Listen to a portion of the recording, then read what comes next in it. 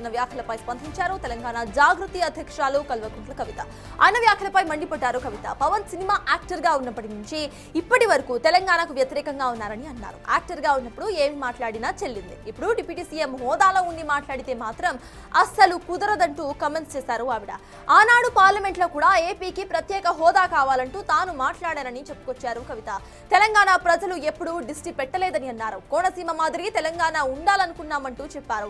ఇక నుంచి జాగ్రత్తగా ఆలోచించి మాట్లాడాలంటూ సూచించారు కవిత.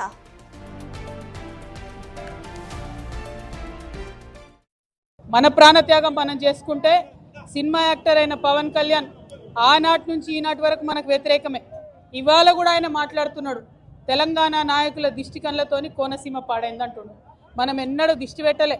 కోనసీమ బాగుంది, కోనసీమ ఎట్లుందో అట్లా తెలంగాణ కావాలనుకున్నాం తప్పితే ఏనాడు కూడా తెలంగాణ బిడ్డలకు మనస్సు చిన్నగా ఉండదు, పెద్దగా ఉంటుంది, పెద్దగా ఆలోచిస్తాం.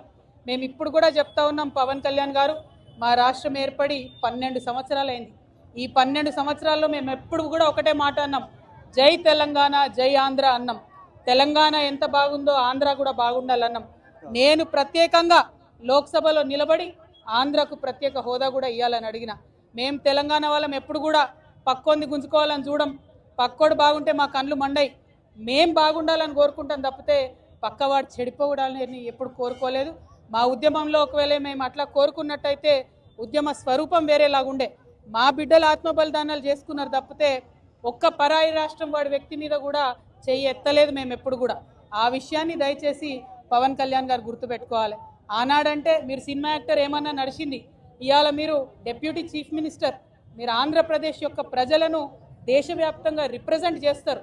మీరు మాట్లాడే మాటలు కూడా మీ ప్రజలకు ఆపాదిస్తారు. కాబట్టి జాగ్రత్తగా మీరు ఆలోచన చేసి మాట్లాడాలని నేను పవన్ కళ్యాణ్ గారిని కోరుతున్నాను.